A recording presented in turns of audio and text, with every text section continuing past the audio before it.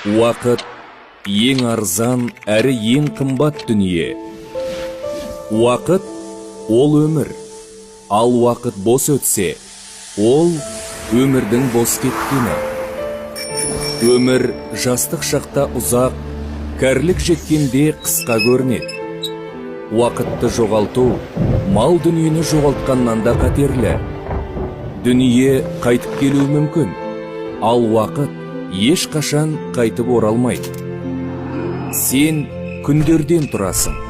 Күндердің өтуі бір бөлігіңнің кетуі. Уақытты жоспарлау үшін жұмсалған уақыт ысырап емес. Адамзатқа танымал тұлғаларда да тәулігіне 24 сағаты болған. 5 нәрсе келмес бұрын 5 нәрсенің қадірін біл. Кәрілік келмей тұрып жастығыңның, ауру келмей тұрып саулығыңның, кедейлік келмей тұрып байлығыңның, қарбалас болмай тұрып бос уақытыңның, өлім келмей тұрып өміріңнің.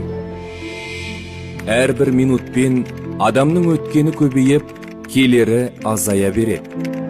Сондықтан уақытыңды жүйеле. Айлық, күндік жоспар құрып дағдылан. Уақытын тиімді жұмсайтындарға жақын бол. Ата-анаңды жиі қуант. Балаларыңды ойнатуға уақыт бөл. Білім ізденуге көңіл бөл. Мұқтажға садақа беріп тұр.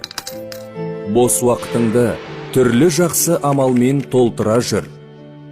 Ең жақсы адам ұзақ жасап, жақсы амалы көп болған адам.